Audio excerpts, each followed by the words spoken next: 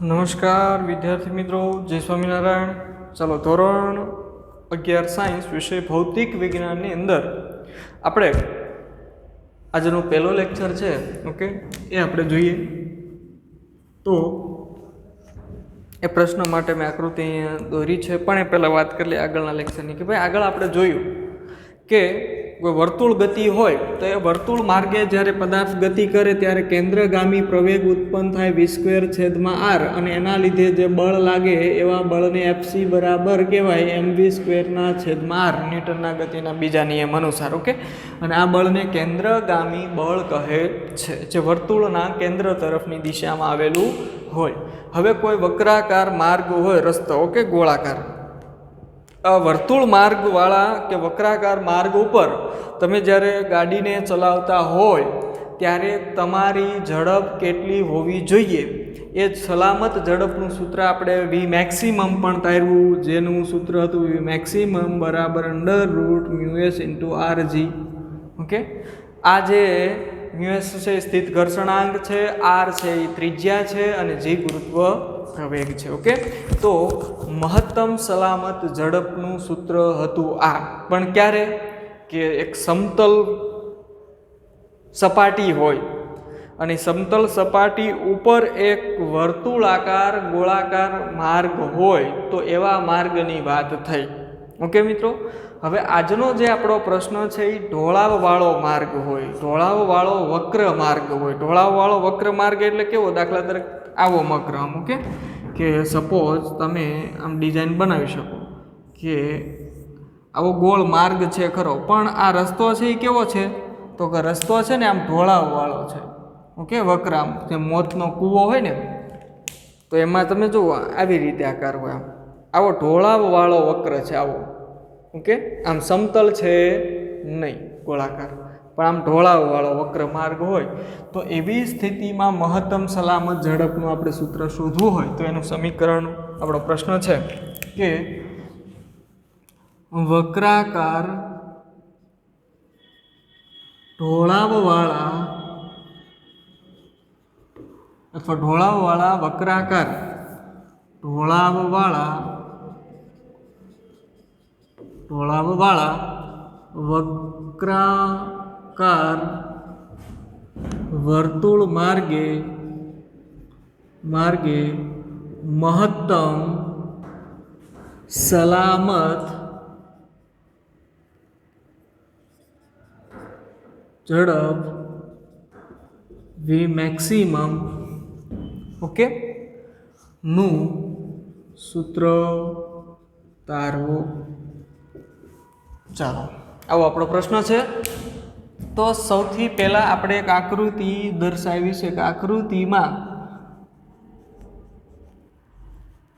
એક કાર ઢોળાવવાળા વક્ર માર્ગ પર ગતિ કરે v વેગથી r ત્રિજ્યાવાળા માર્ગે ગતિ કરે. ઓકે, અહીંયા જે આ ઢોળાવ છે ત્યારે એનો જે ત્રિજ્યા છે મિત્રો એ કેટલી છે? તો કે r ત્રિજ્યાવાળો એ ઢોળાવવાળો વક્ર માર્ગ છે. અહીંયા માત્ર આપણે ઢોળાવ જ દર્શાવેલો છે. ઓકે, એનો આખો રાઉન્ડ શેપ છે એ અહીંયા બનાવી શકીએ નહીં, એટલે આપણે બનાવેલો નથી. તો આ એક ઢોળાવ છે અને એમાં એક કાર છે એ ગતિ કરે ત્યારે કાર ઉપર જે વિવિધ બળો લાગે છે. ઓકે, અહીં કાર પર લાગતા બળો કયા કયા છે? તો કે એ બળો છે એમાં પહેલું બળ છે એ કાર છે એ એમ દળ ધરાવતી હશે, એટલે સ્વાભાવિક છે કે દળના લીધે જે બળ ઉત્પન્ન થાય કે જે લાગે એવા બળને કહેવાય વજન બળ કહેવાય મિત્રો. ઓકે, એટલે પહેલું બળ કયું છે? તો કે વજન બળ છે. જે કેટલું હશે? તો કે વજન બળને આપણે W વડે દર્શાવીએ એટલે mg જેટલું હોય. આ બળ કઈ દિશામાં લાગતું હોય તો આપણે અહીંયા આકૃતિમાં દર્શાવતા પણ જઈએ સાથે સાથે મિત્રો કે વજનનું જે દળના કારણે જે બળ લાગે એ જે બળ હશે એ હંમેશા અધો દિશામાં હોય. અધો દિશા આ કહેવાય મિત્રો.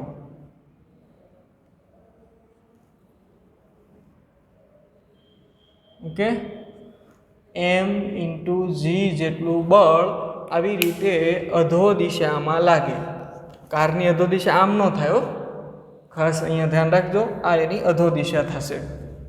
ઓકે, એટલે વજન બળ લાગે છે અને એની દિશા કહેવાય અધો દિશામાં.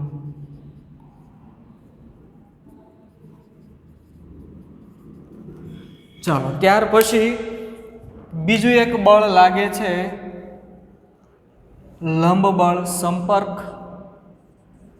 સપાટી ને લંબ બળ એ લંબ બળ, જેને આપણે n વડે દર્શાવીશું. ઓકે, આ જે વજન બળ અધો દિશામાં લંબ બળ છે એ આ સંપર્ક સપાટી કહેવાય. કેવી કહેવાય? સંપર્ક સપાટી પણ કહેવાય. કારણ કે કાર અને આ રસ્તો છે, ઢોળાવવાળો રસ્તો છે. ઓકે, ઢોળાવ સંપર્ક સપાટી અથવા રસ્તાની સપાટી છે. તો એ ઢોળાવવાળો જે રસ્તો છે એમાં એની સંપર્ક સપાટી કહેવાય. તો સંપર્ક સપાટીને લંબ દિશા છે આ સંપર્ક સપાટી કહેવાય. રાઈટ? તો એને લંબ દિશા થાય આ.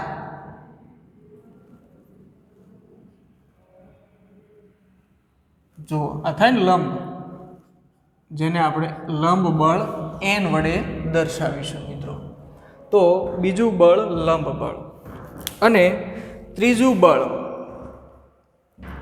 કે આવું જે બળ છે મિત્રો એ રસ્તાની સપાટી જે હશે એને સમાંતર રૂપે લાગતું ઘર્ષણ બળ. ઓકે, એટલે રસ્તાની સપાટીને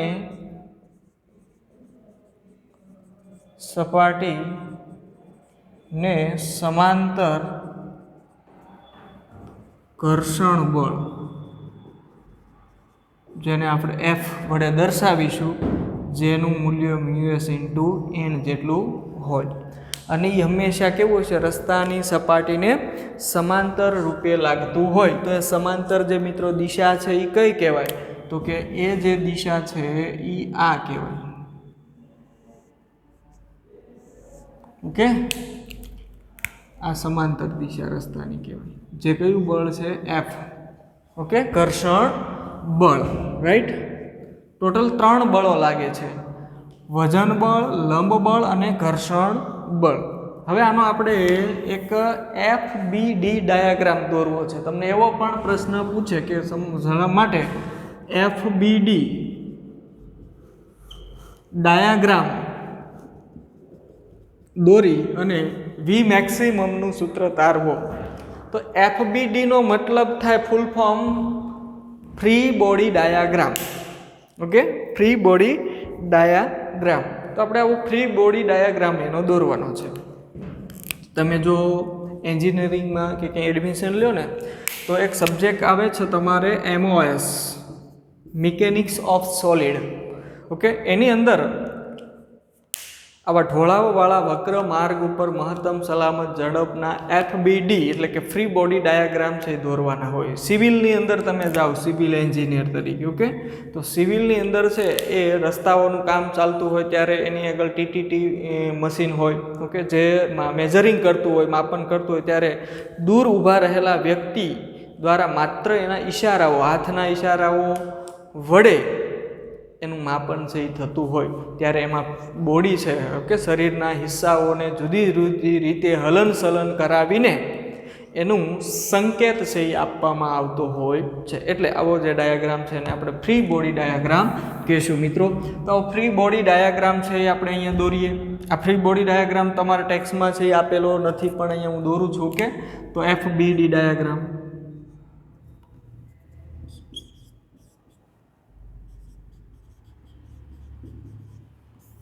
ચાલો કોઈ એક બિંદુ લેવાનું, એ આ બિંદુ છે.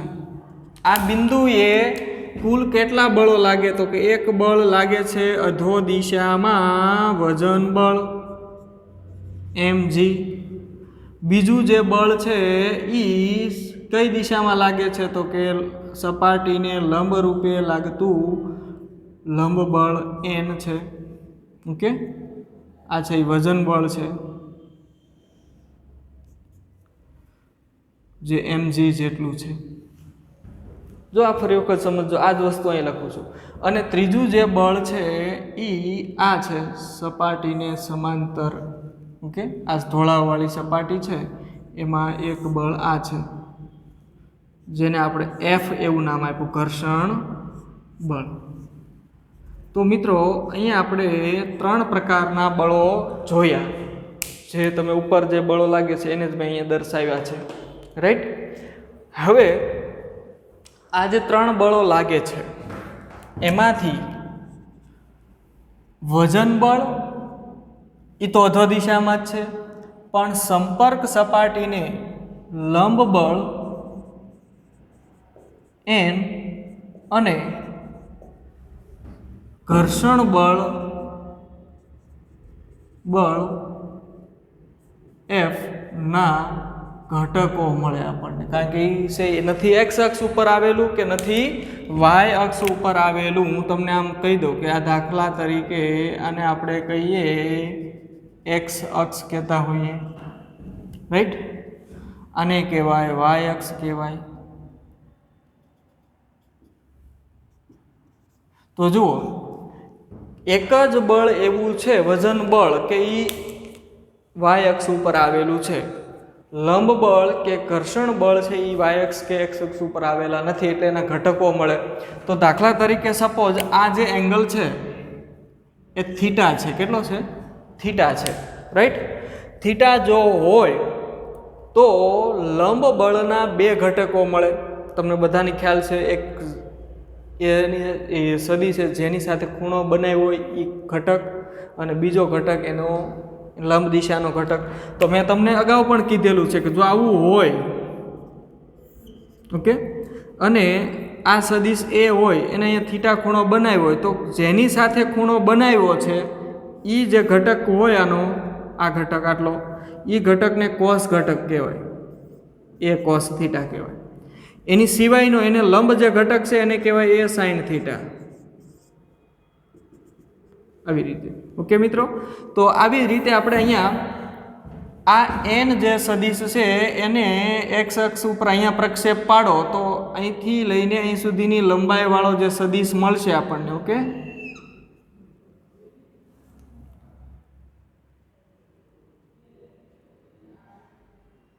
આ જે સદિશ આપણને મળ્યો, આ જે ઘટક છે એને કહેવાય n cos થીટા કહેવાય.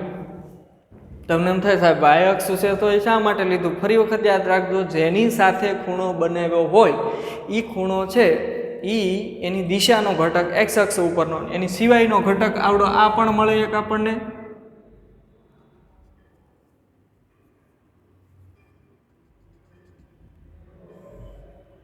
આ ઘટક મળે તો એ ઘટકને કહેવાય n sin થીટા કહેવાય. તો જો લંબ બળના 2 ઘટકો મળ્યા, તો ચાલો લંબ બળના ઘટકો એમાં પેલો x દિશાનો ઘટક જો કેવો હોય મિત્રો, તો આપણે એને કહેવાય કે f દિશાનો ઘટક છે એ nx બરાબર n cos થીટા, અને y દિશાનો ઘટક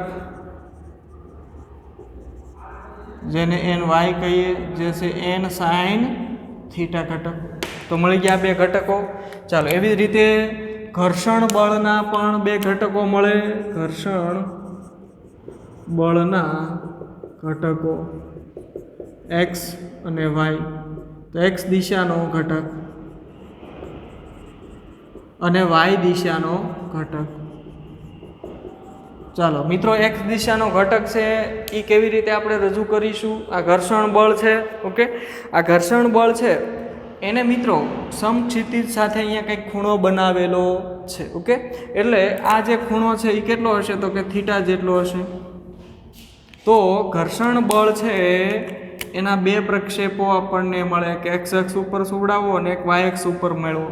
તો આટલે સુધીની લંબાઈવાળો જે ઘટક છે ઓકે એને કહેવાય એફ કોસ થીટા અને આને કહેવાય આટલે સુધીની લંબાઈવાળો એફ સાઇન થીટા. રાઈટ. આવી રીતે મિત્રો ઘર્ષણ બળના પણ આપણને બે ઘટકો મળ્યા એફ એક્સ અને એફ વાય.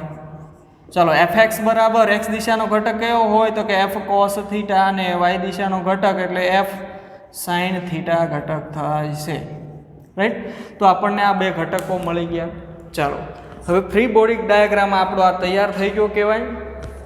ઓકે ચાલો હવે આપણે જોઈએ કે આકૃતિ ઉપરથી આપણે આવું કંઈક કરવાનું છે કે આકૃતિ પરથી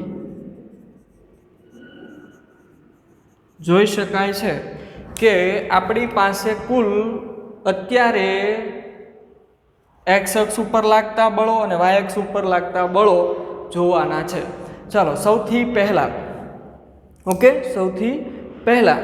આપણે એક્સ અક્ષની દિશા પર લાગતા બળો કયા કયા છે તો કે એન સાઇન થીટા અને એફ કોસ થીટા. આ બે બળો છે એ કઈ દિશામાં લાગે છે તો કે એક્સ અક્ષની દિશામાં લાગે છે. રાઈટ. અને વાય અક્ષની દિશામાં કયા કયા બે બળો તો કે એન કોસ થીટા અને એફ સાઇન થીટા અને એમ ઝી. આ બે એક નીચે તરફની દિશામાં લાગે છે. તો જોઈએ આકૃતિ ઉપરથી વાય અક્ષ પરના બળો આપણે લેવાના છે. વાય અક્ષ ઉપરના બળો કયા છે તો કે ઉપરની દિશામાં કયો બળ છે તો કે એન કોસ થીટા. એના જેટલા જ મૂલ્યનું નીચેનું બળ કયો છે તો કે એમ જી એક બળ છે અને બીજું છે એ એફ સાઇન થીટા છે. એટલે આપણે અહીંયા આ બંને બળો છે આ બળને સમતોલે એવું બળ બીજું નીચે છે એ ઉદ્ભવે છે. પણ એ બળ કોના લીધે તો કે વજન બળના લીધે અને ઘર્ષણ બળના ઉધ્વ દિશાના ઘટક. એટલે આ બંનેનો સરવાળો કરવો પડે. આ બંનેનો સરવાળો કરતાં જે બળ મળે એટલું જ બળ છે એ આના જેટલું હોય. એટલે વાય અક્ષ ઉપરના બળો સરખામણી કરી કહેવાય આને. એવી રીતે એક્સ અક્ષ પરના બળોની સરખામણી પણ કરવાની હોય છે પણ આપણે અહીંયા એ કરતા નથી.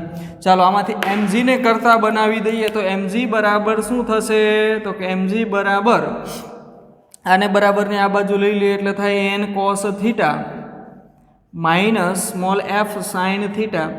એવું આપણું સમીકરણ મળે. ઓકે અને સમીકરણ નંબર 1 આપી દઈએ તો એમજી બરાબર N cos theta minus F sine theta આવું થશે.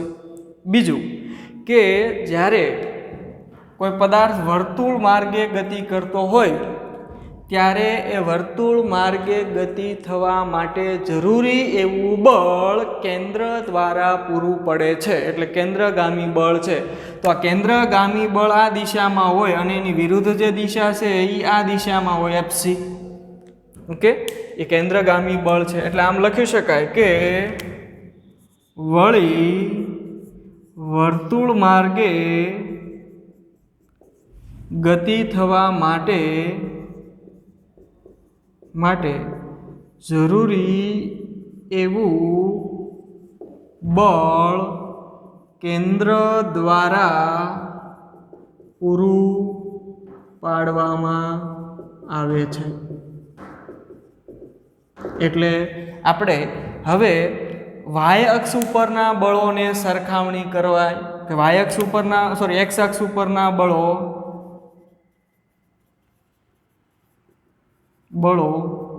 સરખાવતા. ઓકે તો એક્સ અક્ષ ઉપરના બળો કયા કયા છે જુઓ તો કે એફસી બળ છે એક જે ધન દિશામાં છે એટલે એફસી છે. બીજું બળ છે એ કેટલું છે તો કે આ દિશામાં છે પણ અહીંયા બે બળો છે એક ઘર્ષણ બળનો ઘટક અને એક લંબ બળનો ઘટક. તો બેયનો શું કરવાનો સરવાળો કરવાનો. તો આપણે ઘર્ષણ બળનો ઘટક અને લંબ બળનો ઘટકનો સરવાળો કરીએ તો એન સાઇન થીટા ઘટક એક છે એક્સ દિશામાં અને એ જ દિશામાં પાછો એનો ઘર્ષણનો કોસ થીટાનો ઘટક છે. એટલે કહેવાય કે આ બળ બરાબર આ એક્સ અક્ષ ઉપરના બળ. ઓકે, એટલે અહીંયા ત્રીજો ડાયાગ્રામ આમ પણ તમે દોરી શકો એફસી. અને અહીંયા કયા કયા બળો લાગે છે તો કે N cos theta sine theta plus F cos theta આના બરાબર આ. અને અહીંયા કયું છે તો કે એન કોસ થીટા અને અહીંયા કયા કયા છે તો કે એમ જી હતો અને એક બીજો એફ સાઇન થીટા. એટલે આ બળ બરાબર આ બળ, આ બળ બરાબર આ બળ. ચલો આ આપણે સમીકરણ મૂક્યું. પણ એફસી બરાબર શું છે તો કે એફસી બરાબર કેન્દ્રગામી બળ છે એનું સૂત્ર છે એમ વી સ્ક્વેર છેદમાં આર. જ્યાં એમ છે એ પદાર્થનું દળ, આર ત્રિજ્યા અને વી વેગ છે. તો ચાલો એમ વી સ્ક્વેર છેદમાં આર બરાબર N sine theta plus F cos theta. સમીકરણ આને 2 કહી દઈએ મિત્રો. ચાલો હવે આપણું સ્વરૂપ જે સમીકરણનું વિસ્તરણ છે એ ખૂબ સરળ બનવા લાગશે. ઓકે મિત્રો, હવે જોઈએ આપણે કે સમીકરણ 1 અને સમીકરણ 2 માં એનો ભાગાકાર કરવાનો છે. એટલે હું એ લખું કે સમીકરણ 2 અને 1 નો ભાગાકાર કરતા. ઓકે, એનો ભાગાકાર કરવો હોય તો શું કરાય તો કે આપણે પહેલું લઈ લેવાય એમ વી સ્ક્વેર છેદમાં આર એના છેદમાં આ સમીકરણમાં આની ડાબી બાજુ, તો આમાં પણ આની ડાબી બાજુ કઈ છે તો કે mg, એટલે છેદમાં mg બરાબર આ સમીકરણમાં એની જમણી બાજુ કઈ તો કે n sin theta plus f cos theta છેદમાં આની જમણી બાજુ કઈ તો કે n sin cos theta minus f sin theta. Okay, ઉડે એવું ક્યાં ઉડાડી નાખો. જો અહીંયા એમ ઉડે છે, આ એમ ભાઈ ઉડી ગયા. ઓકે, વધ્યું કયું તો કે એમ વી સ્ક્વેર છેદમાં આર અને છેદમાં જી, પણ અંશનો છેદમાં વયો જાય એટલે આવું થાય કે વી સ્ક્વેર છેદમાં આર જી બરાબર N sine theta plus F cos theta છેદમાં N cos theta minus F sine theta આવું થાય. ઓકે, હવે આપણે જોઈએ આગળ કે આપણને આગળ કંઈક સ્થિત ઘર્ષણાંકનું સૂત્ર મળી ગયું. આપણે મહત્તમ સલામત ઝડપનું સૂત્ર સાધવું છે. એટલે અહીંયા સમીકરણમાં લેશું કે v બરાબર v મેક્સ અને f ની જે કિંમત છે ત્યાં લેશું મ્યુ એસ ઇન્ટુ એન.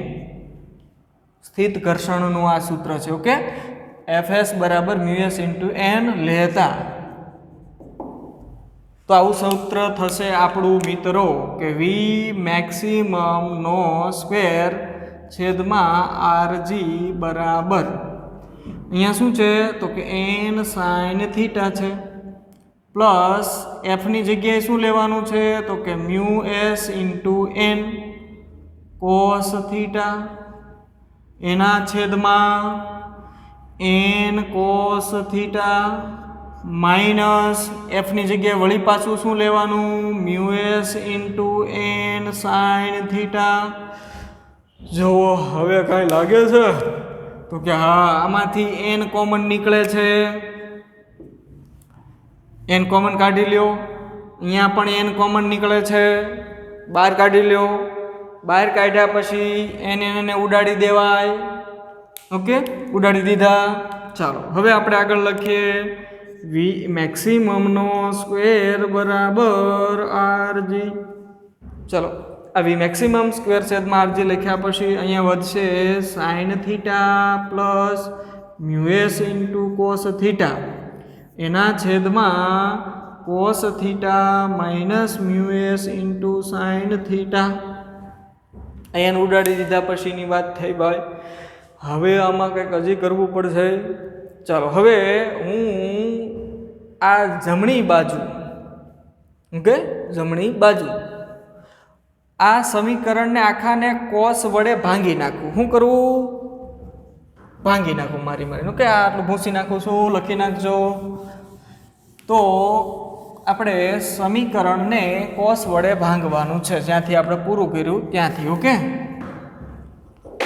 ચલો. કોસ વડે જમણી બાજુ ભાગતા. ઓકે, ઉપર નીચે બે બાજુ ભાંગવાનું છે. તો આવું થશે. જો વી મેક્સિમમનો સ્ક્વેર છેદમાં RG બરાબર. હવે જો અહીંયા શું છે? સાઇન થીટા છે, તો એની સાથે છેદમાં શું કરી નાખવાનું? કોસ થીટા ભાંગી નાખ્યું. Okay, plus mu S cos theta હતું અને છેદમાં વળી પાછું કોસ થીટા વડે ભાંગી નાખો. આ ખાલી અંશ થયો, છેદ બાકી. એવી જ રીતે અહીંયા પણ છેદમાં જુઓ કોસ થીટા છે અને પાછું કોસ થીટા ભાંગો, માઇનસની નિશાની. મ્યુ એસ છે, સાઇન થીટા અને કોસ વડે ભાંગો, આ છેદ થઈ ગયો. રાઈટ? તો હવે આને કંઈક આવું લખાય મિત્રો કે વી મેક્સિમમનો સ્ક્વેર છેદમાં RG બરાબર સાઇન છેદમાં કોસ. જો વિધેય હોય ને છેદમાં કોસ થીટા, તો એને કહેવાય ટેન થીટા. ઓકે, એટલે અહીંયા શું લખશું આપણે? Ten theta. ચાલો તો લખીએ ટેન થીટા. ટેન થીટા વત્તા મ્યુ એસ કોસ છેદમાં કોસ એટલે ઉડી જાય. આ ઉડી જાય. જુઓ અહીંયા પણ આ ઉડી જાય, તો અહીંયા વધશે છેદમાં 1 minus mu S into ten theta થઈ જાય. અહીંયા પાછું સાઇન છેદમાં કોસ. તો આપણું ફાઇનલ સમીકરણ જે મળશે એમાં RGને આ બાજુ લઈ લઈએ. ઓકે, તો વી મેક્સિમમનો સ્ક્વેર મળશે. એટલે વી મેક્સિમમ સ્ક્વેર બરાબર થાય R ઇન્ટુ જી કાઉન્સમાં, આને પહેલાં લખવા mu S plus ten theta છેદમાં 1 minus mu S into ten theta. આવું સમીકરણ મળે મિત્રો. ચાલો હજી આપણે આમાં ફેરફાર કરીએ. ઓકે, તો આવું થશે એ વી મેક્સિમમ સ્ક્વેર છે, સ્ક્વેરને ઓલી પાર લઈ જઈએ તો થાય વી મેક્સિમમ બરાબર આખાનું ગોદડું વધી જાય, આમ under root of RG into mu S plus ten theta છેદમાં 1 minus mu S into ten theta. તો આ જે સૂત્ર છે એને મિત્રો આપણે કહેવાય ઢોળાવવાળા વક્ર માર્ગ ઉપર મહત્તમ સલામત ઝડપનું સૂત્ર. ઓકે, એટલે દરેક વિદ્યાર્થી મિત્રો છે એ મહત્તમ સલામત ઝડપનું આ સૂત્ર તૈયાર કરીને રાખશે. ખૂબ અગત્યનું અને IMP છે. રાઈટ? તો દરેક વિદ્યાર્થી મિત્રો સોલ્વ આઉટ કરશે પ્રશ્ન.